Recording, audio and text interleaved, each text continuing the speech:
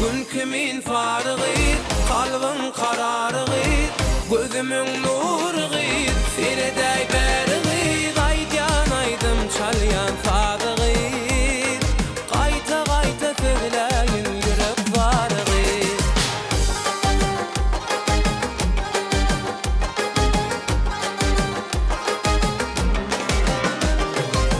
Denedim perim seni cana, geregim koyma sen armana, men pervana, örüm saçlın, sipayin yol berey mama.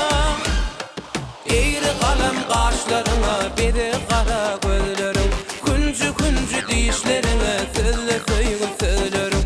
Öldüğün canı sana, başkalara dözmerim. Yeketagim senki yürek, inni özgü söymerim.